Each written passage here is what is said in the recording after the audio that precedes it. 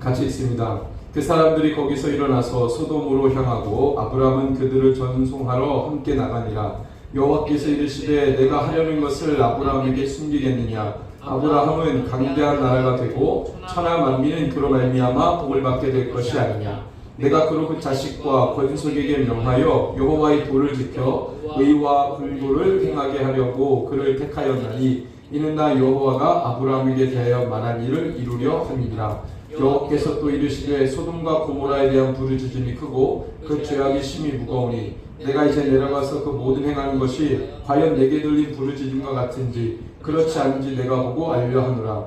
그 사람들이 거기서 떠나 소돔으로 향하여 가고 아브라함은 여호와 앞에 그대로 섰더니 아브라함이 가까이 나아가 이르되 주께서 의인을 악인과 함께 멸하려 하시나이까. 그 성 중에 의인 50명이 있을지라도 주께서 그것을 멸하시고 그 50 의인을 위하여 용서하지 아니하시리까. 주께서 이같이 하사 의인을 악인과 함께 죽이심은 부당하오며 의인과 악인을 같이 하심도 부당하니이다. 세상을 심판하시는 이가 정의를 행하실 것이 아니니까. 여호와께서 이르시되 내가 만일 소돔 성읍 가운데서 의인 50명을 찾으면 그들을 위하여 온 지면을 용서하리라. 아브라함이 대답하여 이르되 나는 티끌이나 재와 같사오니 감히 주께 아뢰나이다. 50의인 중에 5명이 부족하다면 그 5명이 부족함으로 말미암아 온 성읍을 멸하시리까. 이르시되 내가 거기서 45명을 찾으면 멸하지 아니하리라. 아브라함이 또 아뢰어 이르되 거기서 40명을 찾으시면 어찌하려 하시나이까. 이르시되 40명으로 말미암아 멸하지 아니하리라. 아브라함이 이르되 내 주여 노하지 마시옵고 말씀하게 하옵소서. 거기서 30명을 찾으시면 어찌하려 하시나이까. 이르시되 내가 거기서 30명을 찾으면 그리하지 아니하리라. 아브라함이 또 이르되 내가 감히 내 주께 아뢰나이다. 거기서 20명을 찾으시면 어찌하려 하시나이까. 이르시되 내가 20명으로 말미암아 그리하지 아니하리라. 아브라함이 또 이르되 주는 노하지 마옵소서. 내가 이번만 더 아뢰리이다. 거기서 10명을 찾으시면 어찌하려 하시나이까. 이르시되 내가 10명으로 말미암아 멸하지 아니하리라. 여호와께서 아브라함과 말씀을 마치시고 가시니 아브라함도 자기 곳으로 돌아갔더라. 아멘. 네, 오늘 말씀의 제목은 왜 알아야 하는가에 대한 것입니다. 역할에 대한 부분인데, 그러니까 하나님께서 아브라함에게 요구하시는 게 뭘까? 하나님이 아브라함을 왜 이 땅에 부르셨나? 부르심이라는 콜링이라는 단어 우리가 너무 잘 알잖아요. 부르심. 그러니까 우리는 예수님을 믿는데 예수님을 믿는 것이 그냥 어떤 신을 믿는다 이것이 아니고 하나님이 우리를 불렀다는 거잖아요. 그러니까 우리가 다른 종교랑 차별화되는 건 뭐냐면 다른 종교는 사람이 찾아가는 거고 우리가 믿는 예수님은 하나님이 우리에게 찾아오시고 우리를 부르시는 거니까 우리에게는 부르심이라는 단어가 굉장히 중요한 거예요. 그 부르심이라는 사건이 중요한 거죠. 그냥 우리는 지금 내 발로 찾아서 주님 찾아온 걸로 알고 있지만 사실은 어떻게 보면 내 발로 찾아온 게 아니라 하나님의 부르심 속에서 내가 주님 안에서 있는 것이죠. 그 부르심이라는 건 꼭 내 귀에 들려서가 아니라 부르심의 방법은 여러 가지가 있을 수 있죠. 뭐 부모님을 통해 부르셨고 내 친구를 통해 부르셨고 어떤 상황과 환경을 통해 부르셨고 어떤 사람은 너무나도 가난하고 또 어떤 사람은 자기가 목표한 어떤 그 목표점을 향해 달려가다가 이게 아닌가 싶어가지고 꼬꾸라질 때 그 맨 밑바닥에서 또 하나님을 만나는 그걸 우리가 부르심이라고 하니까 그러니까 어떤 사람을 통해 하나님 나를 불렀든 어떤 환경을 통해 어떤 사건을 통해 나를 불렀든 우리는 다 그렇게 해서 예수를 믿으면 우리는 그걸 부르심이라고 표현합니다. 그러니까 하나님 우리를 부르셔서 이 자리에 있는 거예요. 그렇죠? 근데 하나님 나를 불렀는데 거기에 우리가 응답했죠. 그죠? 그러니까 하나님이 불러서 억지로 온 거 아니라 하나님이 불렀는데 내가 거기에 응답해서 여기 온 것이라는 거죠. 그러니까 사실은 이곳에 있는 건 쉬운 일은 아니에요. 하나님이 불렀다는 걸 인정하고 그 사실을 받아들이고 또한 뿐만 아니라 내가 응답해야 되는 사건도 있어야 되니까 하나님 나를 부르신 사건, 내가 응답한 사건 이 두 사건이 맞아야 예배의 자리를 찾아가는 거고 말씀이 들려지는 거고 말씀을 보게 되는 거고 깨달아지는 거죠. 어제 그 제천 목비 하니까 요르단 선교사님이 오셨어요. 근데 저는 그분을 처음 뵀는데 굉장히 메시지가 좋아서 오신 목사님이 다 은혜를 받았는데 알고 봤더니 그 아들이 몇 달 전에 순교당했더라고요. 순교가 아니죠. 그 사고로 순교지에서 이제 하나님 나라에 갔는데 맨 마지막 메시지에 그 얘기를 하니까 목사님들이 더 이제 막 마음이 품어지는 거예요. 근데 그분이 이제 요르단 영혼들에 대한 이야기를 했고 요르단뿐만 아니라 아랍 지역에 있는 모든 영혼들에 대한 얘기를 했어요. 그랬을 때 정말로 믿기 어려운, 예수님을 만나기 어려운 지역에 그 영혼들이 예수님 만났잖아요. 엄청난 사건인데 그걸 우리가 그 사람이 예수님을 찾아갔다 이렇게 하지 않고 정말 그 간증을 들어보면 하나님이 그 사람을 찾아냈다, 하나님이 그 사람을 불렀다고밖에 볼 수 없는 간증들이 진짜 많아요. 환경적으로는 도저히 예수를 찾아갈 수가 없는 거예요. 왜냐하면 명예살인 이야기도 했어요. 무슬림들은 종교 바꾸면 명예살인 당하잖아요. 친족들에게. 쥐도새도 모르게. 요르단에서도 그런 사례들이 몇 번 있었다고 하고 아랍 지역에서 일어나는 명예살인에 대해서 설명해 주시더라고요. 근데 그 얘기를 목사님들이 처음 들으신 분들은 충격을 받았어요. 그러니까 우리는 평안한 상태에서 예수 믿고 우리 부모님이 예수를 믿었다면 그 자녀들은 응당 예수를 믿게 되는 그런 어떤 환경 속에 있는 거죠. 우리나라는 지금 복음이 들어온 지 150년 됐기 때문에 이제 그런 일들이 일어나는 거죠. 그렇지만 지금 뭐 아랍 지역, 무슬림 지역, 이슬람권에서 이 복음이 들어갔을 때 그 복음을 받아들인 사람들의 간증을 들어보면 우리랑 정말 달라요. 물론 우리도 150년 전에 복음이 처음 들어왔을 때는 동일한 어떤 일들이 일어났었죠. 그렇죠? 어쨌든 하나님의 부르심이라는 사건 굉장히 놀라운 사건인데 한번 생각해 봤어요. 아브라함을 불렀어요. 근데 우리가 계속 얘기했지만 아브라함은 문명의 발달 진원지였던 문명의 가장 극치를 달렸던 그 땅에서 살다가 하나님을 불렀단 말이에요. 근데 아브라함에게 불러서 그 문명권에서 정말 문명의 중심에서 살다가 정말 척박한 가나안 땅으로 왔는데 어떻게 그럴 수 있느냐는 거예요. 그래서 우리는 보통 아브라함이 믿음이 대단했나 보다. 우리가 이제 그렇게 생각하지만 그렇게만 볼 수는 없다. 왜냐하면 아브라함이 그 전에 아버지 데라가 여호와에 대한 신앙이 충만했던 사람이 아닌데 어떻게 그 아들 아브라함이 여호와의 신앙을 갖고 여호와가 불렀다고 바로 가나안 땅을 식솔들을 다 데리고 갈 수 있었을까? 이거는 이게 소설이라면 가능해도 이게 팩트라면 불가능한 거예요. 전혀 그럴 수 없죠. 왜? 아니 어떤 나라를 이루겠다라고 갔다 그러면 또 군대를 이끌어서 뭐 이렇게 갔겠지만 한 가문의 수장밖에 안 돼요. 한 패밀리 집단의 수장인데 보호를 전혀 받지 못합니다. 근데 고대 국가 알죠? 고대 국가의 형태는 뭐예요? 도시 성에서 벗어나면 보호를 못 받아요. 내가 이 성읍을 벗어나면 알죠? 들판에 살다가 종소리 울리면 성 안으로 피신하잖아요.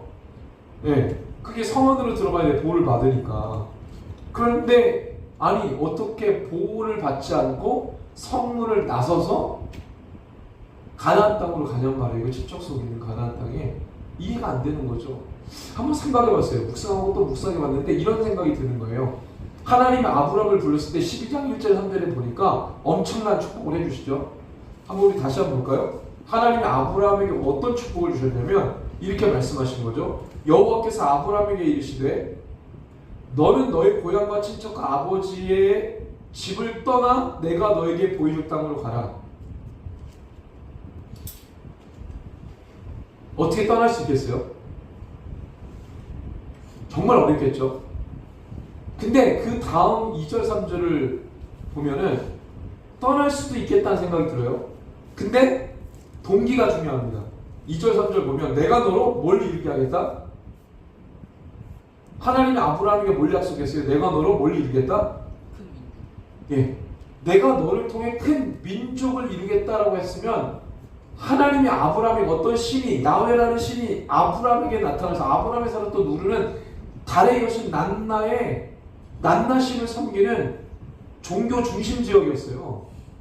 난나 달의 여신 난나. 메소포타미아 하르 지역에서 또 도시 국가들은 달의 여신 난나를 섬겼단 말이에요. 거기에 중심 성읍이었던 우르에서 살았던 아브라함이 야훼라는 신이 나타나서 말씀합니다. 내가 너로 큰 민족을 이루게 하겠다. 그러니까 다 버려두고 내가 너에게 보여주는 땅으로 가라. 아브라함이 어떻게 받아들였을까요? 내가 너로 큰 민족을 이루겠다고 했으니까 아브라함은 내가 비루한 집안에 어떻게 수장이 됐는데 우리 아버지는 우상 깎아 만들어 파는, 물론 장사 잘 됐지만 뭐 가난하게 살진 않았어요. 아브라함이 장사가 잘 됐습니까? 그렇지만 대단한 명문 가문, 뭐 귀족이라든지 뭐 이런 지배층, 왕족이 아니란 말이에요. 근데 아브라함에게 약속합니다. 내가 너로 큰 민족을 이루겠다 그러면 한 패밀리의 수장밖에 안 한 아브라함이 어떻게 받아들였겠어요? 내가 어떤 민족을, 국가를 내가 왕이네 뭐 이렇게 생각했을 거 아니에요? 우리 가문의 이 위치를 격상시키는 거예요. 이거 완전히 하나님의 이 같은 말씀 영적으로 받아들일 신앙은 없어요. 이거 완전히 육적으로 받아들인 거예요. 하나님이 여호와라는 신이 나타나서 아브라함에게 내가 너를 큰 민족을 이루겠다. 엄청난 약속이잖아요.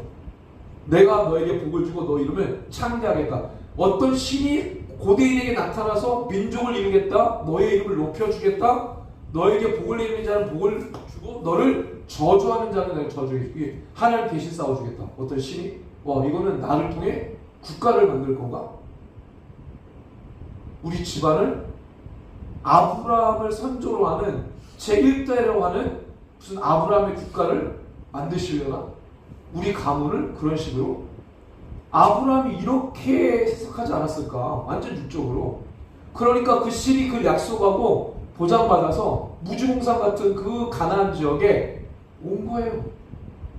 만약에 이걸 영적으로 해석했다 그러면 아브라함이 첫 번째 그 말씀 그 영적으로 인정하고 믿음으로 왔다 그러면 그 다음에 실수할 리가 없어요. 그렇잖아요. 이게 처음에 그 말을 듣고 왔다. 근데 그 다음에 실수해. 그럼 처음에 그 말 듣고 온 게 완전한 믿음이었나? 아니, 영적으로 해석한 게 아니었던 거예요.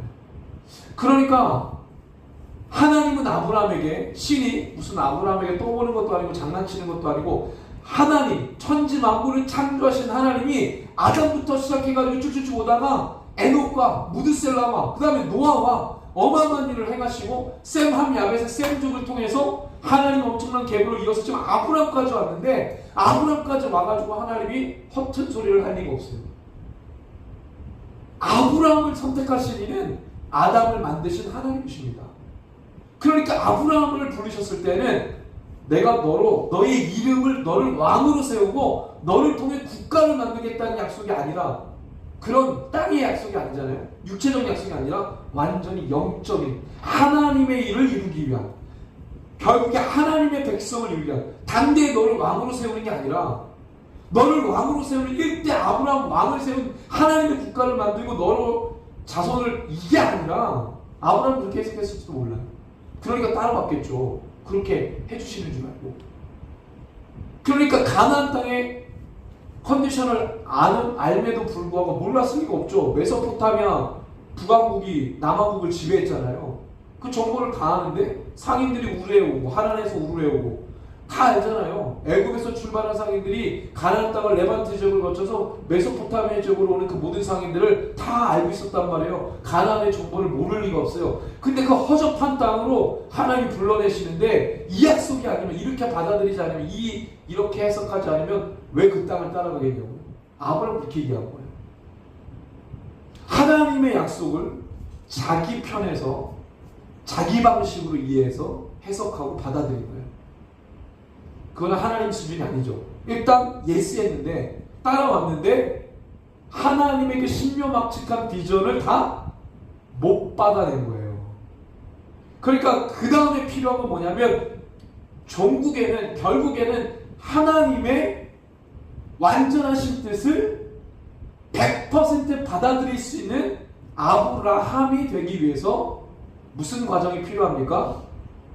그의 약점이 드러나야 될 과정이 필요하고, 믿음 없는 속물이었어요. 아브라함도. 그러니까 믿음의 조상이라고 한 거는 가나안 땅에 온 결정이 아니라 이삭을 드렸을 때 비로소 믿음의 조상이 된 거죠. 그전에는 속물로 주님 따라온 거예요. 속물. 그 대단하게 볼 이유는 없어요. 왜? 동기 자체가 속물이야. 하나님의 킹덤, 하나님의 왕국을 바라보고 온 게 아니에요. 자기에게 왕국을 주시려나? 나를 통해 나라를 만드시려나? 이런 생각을 가지고 세속적인 생각을 가지고 왔겠죠. 기복적인 겁니다, 다분히. 그거 아버지가 우상 깎아 만들어 팔 때 옆에서 어렸을 때부터 봤을 거 아니에요. 얼마나 많은 신들을 봤으며 그 신들에 대해서 얼마나 잘 알고 있겠어요. 가나안 땅에 여호와라는 신도 알고 있습니다. 왜? 멜기세덱이라는 살렘 왕이 있었기 때문에 여호와의 신도 근데 가나안의 신들 중에 하나로 이해했겠죠. 어쨌든 아브라함에게 나타난 그 하나님이 당신의 모든 비전을 알려주고 따라오게 만들었어요. 그렇지만 뭐가 필요해요? 아브라함의 수준을 끌어올릴 필요가 있었던 거예요. 아브라함이 질적으로 성숙한 신앙인 야훼, 정말 야훼를 천지만물을 창조하신 하나님으로 받아들이고 역사의 주관자로 받아들이는 그 시간이 필요한 거예요.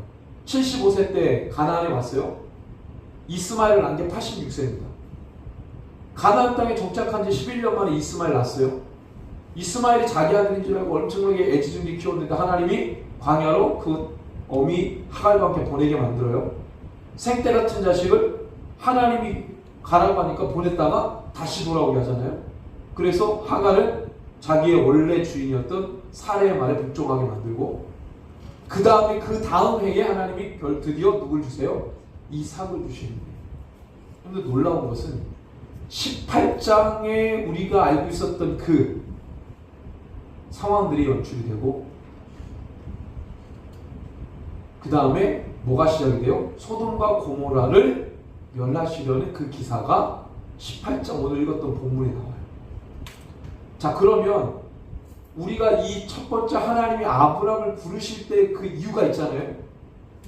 굉장히 세속적인 그 아브라함을 하나님이 원하시는 수준으로 끌어올리기 위해 지금 이 상황이 필요하다는 거예요. 하나님이 아브라함을 불러서 하시려고 하는 게 뭘까? 그건 뭐겠어요? 하나님의 나라. 오늘 말씀에 보니까 19절에 야, 내가 그로 말미암아 그 자식과 권세에게 명하여 뭐를 원하신다는 거예요? 여호와의 도를 지키도록 하고 의와 공도를 행하게 하려고. 다시 말하면 하나님의 통치인데 하나님의 말씀이 하나님을 따라가는 믿음의 사람들을 통해 그의 삶에 풀어지는 거예요. 아브라함을 통해 하나님의 왕국을 만드는 게 아니고 저들의 삶 가운데 하나님의 말씀이 들려지고 그것이 저들의 삶에 하루하루에 적용이 되고 일상에 적용이 되도록 그게 하나님 나라의 통치, 하나님의 세계관을 가지고 하나님의 가치관을 가지고 가나안 땅에서 살아갈 그런 하나님의 나라. 하나님의 아브라함에게 그걸 원하셨던 거예요. 지금 가나안 땅은 어떤 상태입니까? 서로 죽고 죽이고, 그죠? 약육 강식의 환경이에요. 강한 자가 약한 자를 집어삼키는, 철저하게 강한 자만 살아남는 가난 칠족속들이 자기들이 가지고 있는 야생적인 문화를 가지고 서로 폭력적으로 싸우고 뺏고 뺏기는 처절한, 땅이 좁으니까 그나마 나눠 먹을 파이가 적잖아요. 그러니까 조금이라도 좋은 땅은 서로 빼앗으려고 해요. 이게 박이 터지는 거예요. 나눠 먹을 게 많으면 그렇게 박이 터지게 안 싸우는데 먹을 것도 적은 데다가 이걸 서로 먹겠다고 막 그러니까 난리가 나잖아요. 여러분들도 많이 경험했죠? 그죠? 그러니까 지금 그런 환경 속에 하나님이 아브라함을 몰아넣고 지금 하시는 게 뭐예요? 처음에 전쟁 속에 집어넣으시더니 그걸 또 해결했죠. 아브라함이 여호와의 이름으로. 그 다음에는 소돔과 고모라의 심판 속에 아브라함을 집어넣으십니다. 자, 아브라함에게 요구하시는 건 뭐예요? 그전에는 자기의 소유를 지키기 위해, 자기의 후사를 얻기 위해 거짓말도 하고 실수도 하고 뻘짓도 하고 여러 가지 많은 실수를 했어요. 다 무엇을 위해서 실수한 거예요? 자기를 위해서요. 자기 가족을 위해, 후사를 얻기 위해, 재산 지키기 위해. 다 그런 거 아니겠어요? 근데 그런 아브라함의 수준 가지고는 하나님의 나라를 이룰 수가 없는 거예요. 하나님의 약속이 이루어지기 어려워요. 이삭이라고 하는 믿음의 아들이 나오기 전에 빨리 아브라함과 사라가 정신 차려야 돼요. 왜? 불완전한 상태에서 나와요. 그럼 뭐 하갈에서 이스마엘 낳은 거랑 똑같은 거예요. 정신 안 차린 아브라함과 사라의 조합은 정신없는 이삭이 나오는 거죠. 하나님도 원치 않아요. 그러니까 빨리 이삭이 나오기 전에는 아브라함과 사라의 수준이 괜찮아야 돼요. 아브라함도 상태가 괜찮아야 돼요. 사라도 수준이 괜찮아야 돼요. 그 수준을 만들기 위해 지금 뭐가 필요한 거예요? 소돔과 고모라의 심판이 필요한 거예요. 왜? 아브라함의 유일한 사건이에요. 아브라함이 중보합니다. 자기밖에 모르면서 자기 재산을 지키려고 자기 후사 하나 얻겠다고 아둥바둥 살았던 아브라함의 모습에서 한 번도 찾아보지 못했던 모습이에요. 무슨 성읍을 위해 기도하고 하나님의 심판을 안타까워하면서 아브라함은 그랬던 사람이 아닙니다. 자기 가문을 일으켜 세우고 하나님의 약속 하나 믿고 우리 가문을 국가의 어떤 왕족으로 삼으시려나? 우리의 가문을 왕족의 시작으로 삼으시려나? 이런 생각으로 살았던 사람이었을 텐데 지금 전혀 아브라함답지 않은 아브라함으로 하나님이 이끌어 가시는 거예요. 여러분들, 하나님 우리를 불렀을 때는 과정이 있습니다. 처음에 우리가 주님을 아는 것은 너무나도 기쁜 일이지만 그걸로 만족할 수 없는 건 하나님도 만족을 안 해요. 우리가 하나님 알았다, 하나님 앞에 섰다, 그 다음이 중요한 겁니다. 언제나 그 다음. 내가 은혜의 자리에 섰다, 그것보다 더 중요한 건 그 다음이에요. 내가 하나님의 비전을 깨달았다, 깨달은 그 자리 현장도 중요하지만 더 중요한 건 그 다음이에요. 어제 그 선교사님 얘기를 들어보니까 그분이 엄청난 집안의 반대에도 불구하고 아버님이 엄청난 분이었더라고요. 공무원인데, 공무원 중에서 노조 출신, 노조에서도 위원장 출신, 정부 상대로 무슨 운동 시작하면은 경찰들이 그 집을 에워싸할 정도로. 왜? 그 노조 위원장이 밖으로 집회원장이 못 가도록 경찰들이 에워쌀 정도로. 근데 그 감시망을 뚫고 그 선교사님이 어릴 때 봤는데 그렇게 경찰들이 에워싸서 아버지가 못 나갈 줄 알았는데 기어이 창문을 뚫고 나가시더라. 그럴 정도로 열심히 했던 분이 아들이 선교사로 나간다 그러니까 정부를 상대로 투쟁했던 투쟁의 능력이 그 아들을 상대로 나타나게 되는 거예요. 대파 싸우고 막 엄청 싸우고. 근데 어느 날 술 먹고 들어오셔가지고 교회 장로님이래요. 노조 위원장 출신이 교회 장로님이면 엄청 무서워요. 술 먹고 들어와가지고 도대체 왜 말을 안 듣냐 그러면서 도대체 그 단체가 어떤 단체길래 내가 좀 알아봐야 되겠다 그래가지고 바로 이틀 후가 비전스쿨 입학식이었대요. 그래서 내 아들을 꿰는 단체가 어떤 단체인지 본인이 손수 확인하기 위해 입학식 갔다가 또 장로님이잖아요. 그래도 입학식 날 은혜를 엄청 그래가지고 수료하자마자 열방 나갔다가 오셔가지고 은혜를 더 많이 받으셔가지고 그 지부에 나중에 그 지부장까지 하시고 하나님의 부르심이 놀랍다고. 그러니까 뭐예요? 하나님이 불렀어요. 은혜 받았죠? 그 다음을 했잖아요. 만약에 그 장로님이 괜찮아 그리고 그 다음에 없었다면 몰랐죠. 근데 항상 그분은 하고 그 다음이 있었어요. 또 그 다음이 있어요. 우리에게 그게 있어야 돼요. 그래야 성장해요. 은혜 받았다고 깨달았다고 괜찮았네 아는 정도로 끝나버리고 받았다 정도로 끝나버리고 괜찮았다 정도로 끝나버리고 그 다음에 없으면 절대로 신앙 성장하지 않아요. 성숙되지 않습니다. 아브라함에게 요구하신 건 그거였던 것 같아요. 그 다음을 요구하신 거예요. 그래서 아브라함을 다루어 가시는 그 방법 때문에 일련의 사건들이 필요했던 겁니다. 오늘 말씀을 보세요. 아브라함이 가슴을 치면서, 자, 하나님 뭐라 그래요? 17절에 보니까 여호와께서 이르시되 내가 하려는 것을 아브라함에게 숨기겠느냐? 하나님의 이 계획, 소돔과 고모라를 멸하시려고 하는 계획을 아브라함에게 나타내시고 일부러 숨길 수 없다. 그러니까 아브라함이 뭐라고 합니까? 23절 아브라함이 가까이 나가 있는데 주께서 의인과 악인을 함께, 그러면서 50명, 45명, 40명, 30명. 아브라함이 계속 하나님 앞에 간구합니다. 그 성 중에 의인이 있어도 멸하실 겁니까? 50명 의인이 있으면 멸하실 겁니까? 45명 있으면 멸하실 겁니까? 30명 있으면, 20명, 10명 있으면, 그 몇 번 기도한 거예요? 최소한 5번 이상입니다.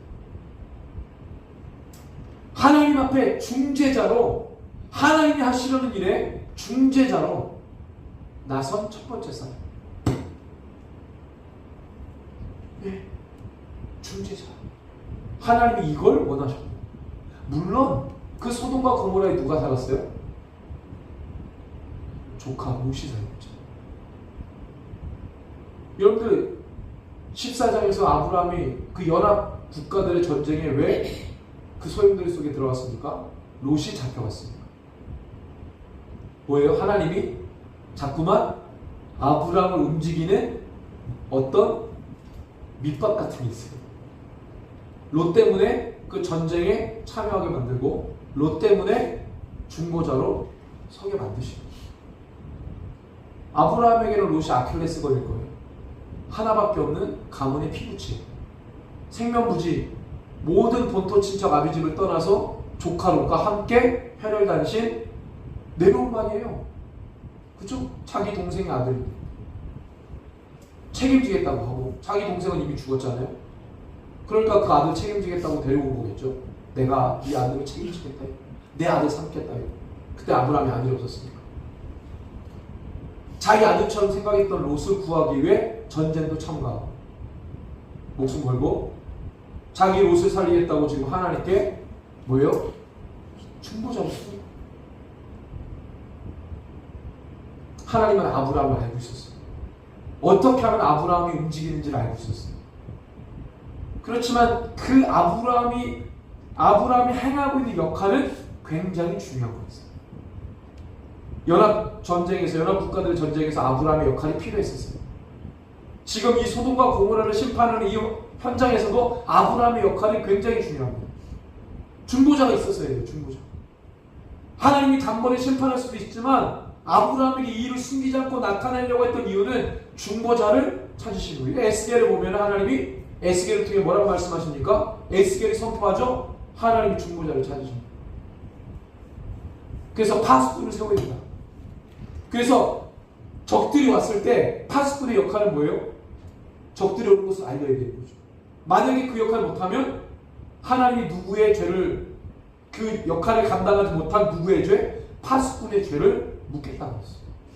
만약에 그가 그 역할을 못함으로 백성들이 적군에 의해서 죽는다면 그 죄값을 누구에게 묻는다? 파수꾼에게 묻는다. 하나님 누굴 찾는 거예요? 파수꾼, 중보자를 찾는 거예요. 우리가 어떠한 신앙이 되어야 합니까? 파수꾼. 우리가 늘 외쳤던 거 아니에요? 누군가를 위해 기도하고 중보하고 계속해서 서로가 서로를 위해. 하나님이 그러한 자들을 찾으시는 거예요. 아브라함은 기꺼이 그것을 감당하죠. 그래서 아브라함에게 알렸던 거예요. 왜 우리에게 하나님의 신명각직한 일을 받습니까? 왜 우리가 들어야 되고 알아야 합니까? 중보자로. 우리가 시대의 이야기를 왜 알아야 되죠? 중보자로 하기 위해서. 우리가 국가에 대한 기도 제목을 왜 알아야 돼요? 어떤 민족, 내가 본 민족에 대한 정보들을 왜 알아야 돼요? 기도해야 돼요. 내가 어떤 사람에 대해서 알아야 되는 이유는 뭐예요? 기도해야 돼요. 그 민족의 허물 찾고 그 사람의 허물 찾기 위해가 아니라 중보자로 나가기 위해서. 물론 소돔과 고모라는 심판받아 마땅한 땅이었어요. 20절, 21절에 보면은 그들이 부르짖었다. 그 죄악의 심히 뭐 부르짖었다. 이거는 간구했다는 얘기가 아니에요. 소돔과 고모라 했다는 백성들이 여호와께 기도했다는 얘기가 아니에요. 이들이 죄로 인한 소란이에요. 이 부르짖음은 죄로 인한 소음, 소란을 얘기해요. 그만큼 하나님 소돔과 고모라를 멸하시려고 작정했지만 작정했음에도 불구하고 중보자가 필요한 거예요. 하나님이 그래서 아브람을 부르신 겁니다. 우리를 부르신 이유는 똑같아요. 그래서 우리를 이러한 하나님의 사람으로 만들기 위해 우리를 연단하시고 성숙하게 하시고 여러 가지 과정들을 통해서 우리를 그렇게 다루어 가시는 겁니다. 바라기는 저와 여러분들이 이 말씀을 붙들고 하나님 나를 부르신 이유가 이거구나. 그래서 부름 받았다 그 자리에 선 것이 중요한 게 아니라 이것도 중요하지만 그 다음 또 그 다음이 중요하다는 걸 알아야 돼. 우리가 같이 가서 훈련받고 토요일날 또 할 때 언제나 그 현장에 있는 것만으로 만족하면 안 됩니다. 우리가 왔으니까 절대 그러면 안 돼요. 와서 그 다음을 생각해야 돼요. 내가 여기로 끊임없이 하나님께 묻고 거기서 충실히 하고 또 뭔가를 기대하고 자꾸만 그런 것들이 필요한 겁니다. 있어야 돼요. 그렇지 않으면 성장하잖아요. 자기가 한 걸로 만족하고 끝나버려요. 하나님 원하시는 것이 아닙니다. 오늘 이 말씀을 생각하면서 우리가 잠깐 기도했으면 좋겠어요. 하나님 우리의 삶을 돌아보고 하나님 나를 부르신 이유가 뭔지, 아브람을 부르실 때 아브람의 그 중보를 받기를 원하셔서 하나님이 연약함에도 불구하고 정말 속물이었던 아브람을 영적인 사람으로 그야말로 믿음의 사람으로 성숙하게 하기 위해서 그 모든 상황들을 겪게 하셨는데 주님 저도 아브람처럼 속물이었던 그 모든 습성을 영적인 사람으로 우리가 변화되고 성숙하고 성장할 수 있도록 주님 나를 붙들어 달라고 간절한 마음으로 주의 이름으로 함께 기도하겠습니다. 주여